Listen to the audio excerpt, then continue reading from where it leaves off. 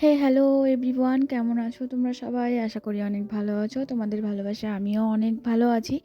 তো দেখো, সকাল সকাল আবারও একটা নতুন ব্লগ নিয়ে তোমাদের সামনে আমি চলে আসলাম। আর ঘুম থেকে উঠে এই সবে বসেছি। এরপর যাব রান্না করতে, কারণ আজকে এক জায়গায় যাওয়ার কথা আছে, তো সেই জায়গায় যেতে হবে। সেই কারণে আজকে তাড়াতাড়ি করে রান্না করে নিতে হবে। তো দেখো, রান্না করতে চলে এসেছি। আর এখানে আমি এখন সকালের মতন রান্না করব। তো সকালের মতন রান্নাটা সেরেই আমি চলে যাব। তারপর দুপুরবেলা পরে দেখা যাবে। তো এখানে সকালের মতন এখন আমি করব শুধু আলু ভাজা, আর আলুর মধ্যে একটা ডিম দিয়ে দেবো। তো ডিম আর আলু ভাজা একসাথে করব, সেই কারণে একটু পেঁয়াজটা লঙ্কাটা হালকা করে ভেজে নিচ্ছি। আর এই যে সাইডে ভাতটা হয়ে গেছে, এরপর চলো আলুগুলো দিয়ে দেব। তো দেখতে থাকো। আর এই যে আলুগুলো এখন আমি দিয়ে দিচ্ছি। আর অনেক কটা আলু কেটে নিয়েছি, কেননা সবাই মিলেই রয়েছে, তো সবাইকেই দিতে হবে, সেই কারণে আলুটা বেশি করে একটু ভেজে নেব। আর আজকে যাব হচ্ছে ডাক্তার কাছে, কিন্তু পরে যা দেখাবো, পরে যা বলার সেটা বলবো, এখন আর কিছু বলতে চাই না। তো পুরো ভিডিওটা দেখতে থাকো। আর ভিডিওগুলো আমার কেমন লাগে অবশ্যই বলবে। আর এখন তো তোমাদের রোজই ভিডিও দেওয়ার চেষ্টা করছি, রোজই ভিডিও দিই। তো ভিডিওগুলো আমার ভালো লাগলে অবশ্যই কিন্তু একটা লাইক করে দিও।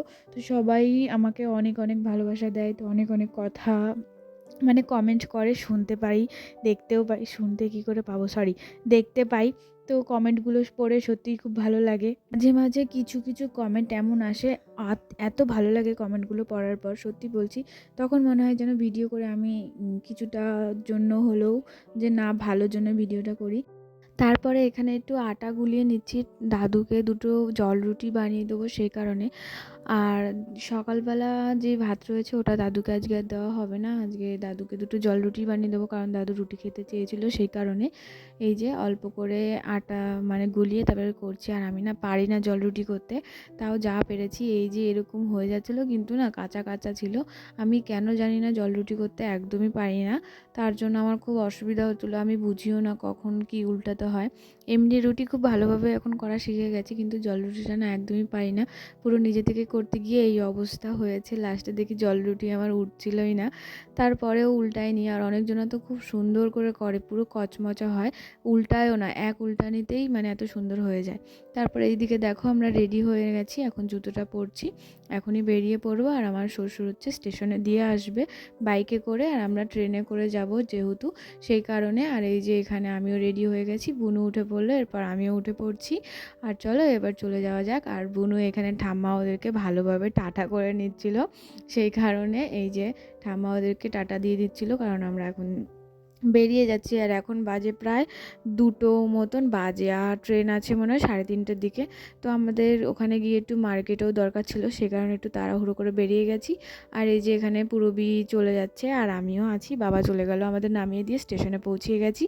আর এখানটা দিয়ে না সাইডে বাথরুম ছিল, সেই কারণে আমার মুখটা এরকম হয়ে গেছে, কারণ ওই বাথরুমের প্রচণ্ড বাজে স্মেল আসছিলো, সেই কারণে। আর ওই যে পুরবীর হাতে ব্যাগটা, ওই ব্যাগের মধ্যে রয়েছে আতপ চাল, আমি আমার বাড়িতে দেবো, সেই কারণে শ্বশুরবাড়ি থেকে নিয়ে যাচ্ছি। আর এই যে স্টেশনে এসেছি, প্রচুর রোদ। আর সারাদিন আমি চুল খোলার সময় পাইনি, মাথা ভিজিয়েছি, মাথা ঘষেছি, চুলটা খোলার সময় পাইনি, তার জন্য এখানে এসে দেখি রোদও আছে, হাওয়াও আছে, তাই এখানে চুল খুলে দিয়ে চুলটা ভালোভাবে শুকিয়ে নিয়েছি। আর এখানে বোনও একটু ছবি তুলে দিচ্ছিল আমাকে, তাই ফোনটা ওরকম ছিল।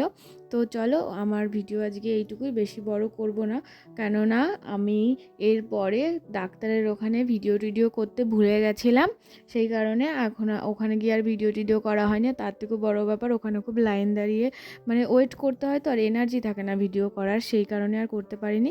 ভিডিওটা আজকে এইটুকুই। কেমন লেগেছে অবশ্যই বলো, ভালো লাগলে অবশ্যই একটা লাইক করে